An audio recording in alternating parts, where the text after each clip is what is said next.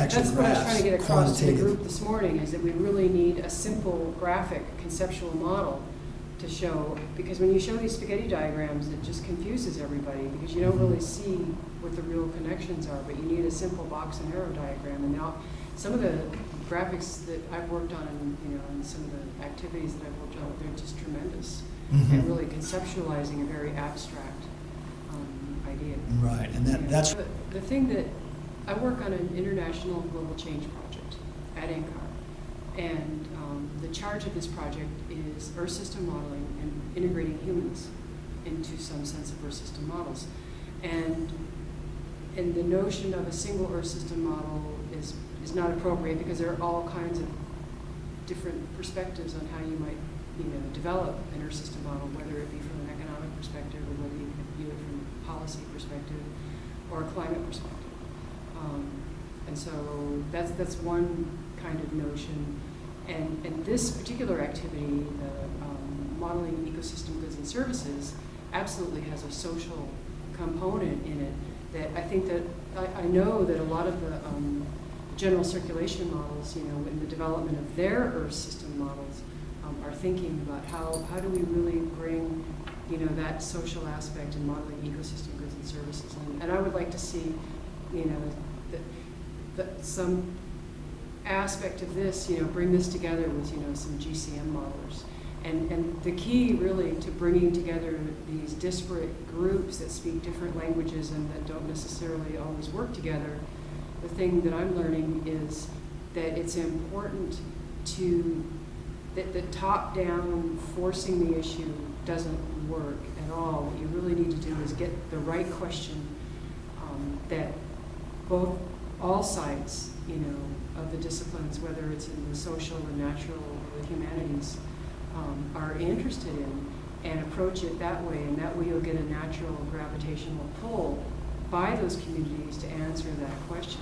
And I think that this is one of those questions, modeling ecosystem goods and services, and the various scales that are involved. You can go all the way down to the landscape and the meter squared, and all the way up to the globe, and you can entrain all kinds of communities. Another activity that I'm thinking, I was just on the phone with my systems guy in Colorado, and he's working with our data people, our the community data portal, the CDP at NCAR, on developing an integrated research information system for the IHOPE project, which is looking at human environmental interactions from the recent to the distant past, as far back as the archaeological records will take us. And really trying to tease out, how have societies co-evolved with their environment, and what are the interactions and the feedbacks, and what are sort of the trigger points in social and environmental evolution, where societies change, the environment changes, what are sort of those thresholds and those triggers. And so by building a research system that's flexible and can accommodate hopefully narrative, analog, and digital information, it's all going to have very different forms and various levels of information and metadata associated with them in a meaningful way that can be queried and browsed and help ask and answer new questions by different communities. So it has to be something that an anthropologist, that a climate scientist, that a paleo person, that an archaeologist, that a physical science modeler, can go, how do I, start thinking about this, and how can we build a predictive capacity to, towards, some plausible scenarios of the future.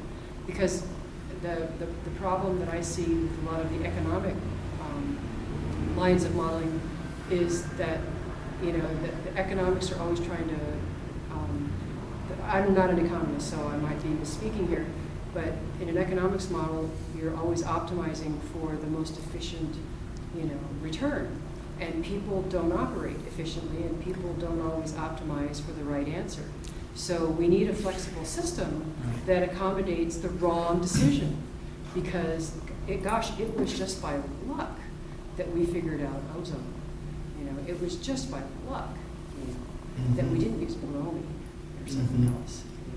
Yeah. So, so there's all kinds of possibilities for making, we thought by suppressing fires 100 years ago here in the western U.S., that was the answer, you know, to saving our forest. But what we're finding is that fire suppression is now leading to some catastrophic results.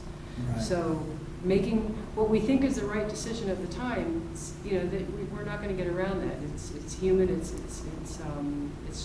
just nature. What we're building at NCAR is so complementary to the model structure that you guys are building that I was on the phone with Steve because I needed to talk to him to say, look, what these guys are doing for the model is so complementary to what we're doing on the data information side of it that we need to get you guys together so that we can start building a whole system of systems, if you will. And fine line, I think, between, you know, a reasonable projection where everybody's sort of in the fold of, everybody's sort of, you know, it's bounded by some mainstream prediction, and then, you know, there's a possibility of, you know, of something that's just flat out wrong, but then that projection of some kind of lunatic fringe response might be important to consider. Right. You know, we just like don't- Einstein when he was the lunatic. Yeah, fringe. even if it's not immediately quantifiable. Right. You know, and, Right. and that's going to be a difficult part, you know, because some aspects of those narratives and those anecdotal, you know, information somehow need to be quantified for some aspects, but also to be able to take that sort of cultural and local knowledge and translate that into something a little bit more universal, you know, that's where sort of the fun lies for the people that are building the system and people that are trying to ask the questions and answer the questions. Right. Complex interactions between developing and developed countries and policies and governance issues and you know, but it's a tangled web. But you know, it's so far is phenomenal, and taking into account, you know, the thing that I find really positive is this fact that you've got people that are modelers and computer scientists, you know, the Garys and the Jaspers and, you know, the others that are associated on the systems in computing into this, physically interacting with the scientists. You know, they're not, you know, sitting in a box, you know, getting, you know, the data dump from Bob or some other lead, you know, saying, this is what we decided, this is what you'll do.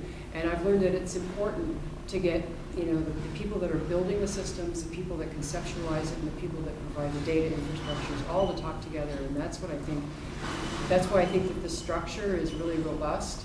And so from that perspective, I'm very positive. And I think it's also a real positive aspect that Bob has brought together data systems people from the Amazon, you know, from Brazil, from, you know, the fisheries industry, the marine industry, upland landscapes, you know, people that really don't always talk to each other, but they're talking to each other here. And we have people that are social scientists here too as well. So, and just, that's the way you start building something, is from the ground up with all of the communities.